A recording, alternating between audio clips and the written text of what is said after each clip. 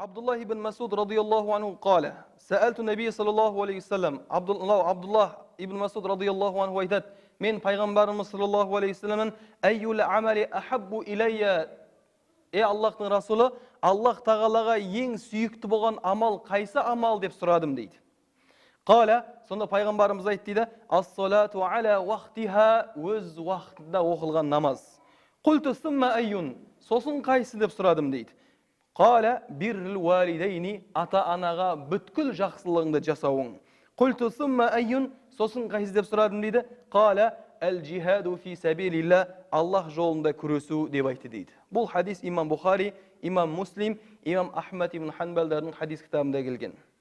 Бұл жерде пайғамбарымыз саллаллаху алейхи вассаламның алдына барып, Абдулла ибн Масуд радиаллаху анху сұрайды: "Я Расулалла, өмірде Аллах тағалаға иман келтіргеннен кейінгі істеуім керек болған амалдардың ішіндегі ең Аллаға сүйіктісі қайсы?" дегенде, пайғамбарымыз не деп айтты?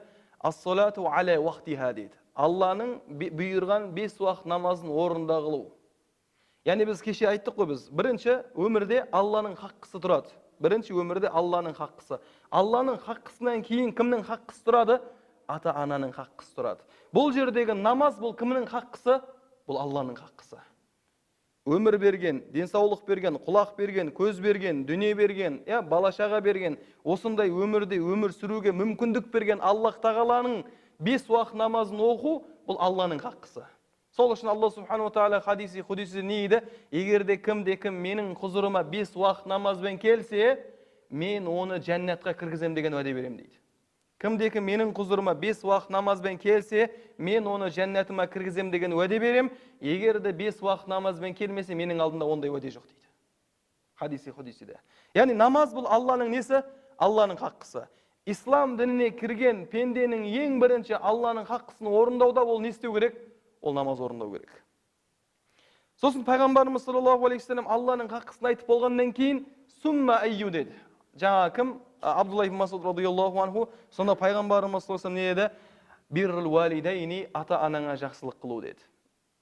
Алланың хаққысынан кейін нені қойып жатыр пайғамбарымыз саллаллаху алейхи вассалам? Ата-анаңа бір жасау. Bir деген не болды жаңағы? Бүткіл жақсылық атауының барлығын қолыңнан келгенше, тіліңмен, сөзіңмен, көзіңмен, ісіңмен, кез келген тараппен бүткіл нең бар сенде, соның барлығын ата-анаңның алдына ұсына алуың, бұл намаздан кейінгі ең Аллаға сүйікті болған амал деді пайғамбарымыз саллаллаху алейхи вассалам. Сумма айю, сосын қайсы деген кезде әл-джихаду фи сабилилла, Аллах жолында күресу деді. Аллах жолында жихад қылу, соғысу деді. Бұл жер үш нәрсе айтылып жатыр. Біріншісі намаз, екіншісіне ата-анаға жақсылық қылу, үшіншісіне Аллах жолында күрес. Елін, жерін қорғау үшін Аллах жолында күресу. Осы үш нәрсе діннің негізгі тіректерінен жалпы айтқанда. Мынау Алланың хаққысы, мынау ата-ананың хаққысы, ал мынау исламның хаққысы, яғни діннің хаққысы. Бірақ Алла субхану тағала мені сол, пайғамбарымыз саллаллаху алейхи вассалам мені сол өте үлкен болған, Аллаға сүйікті болған істердің ішіне нені қосып жатыр? Ата-анаға жақсылық қылу. Бұл болса, Алла субхану тағаланың құзырында ата-анаға жақсылық қылу мен пенде өте үлкен сый-сияпат пен дәрежелерге жететіндігін не қылады екен? Білдіреді екен. Одан кейін тағы да кешегі біз сабағымызда айтқанымыздай, бірақ бұл ата-анаға жақсылық қылу деген өзі несі болады? Өзінің орны болады, өзінің шекарасымен болады.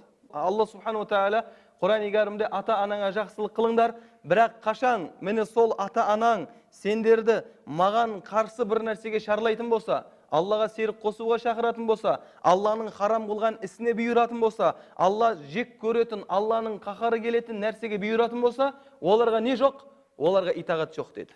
Бірақ итағат жоқ деген сөзді кейін аятта не деді? Бірақ олармен «Уасахибхума фид-дунья бил-ма'руф», оларға осы өмірде саған қандай нәрсеге бұйырса да, Аллаға қарсы қылатын нәрселерге бұйырса да, ол екеуіне жақсы мәміле жасаумен осы өмірде не қыл деді? Жақсылық қыл деді. Біз ата-анаға қашан ата-анамыз бізге серік қос дегенге дейін, ата-анамыз бізге харам нәрсеге шақырғанға дейін, ата-анамыз бізді Аллах тағаланың бұйрығынан тыйғанға дейінгі бүткіл ісінде оның қолындағы қызметшісіміз.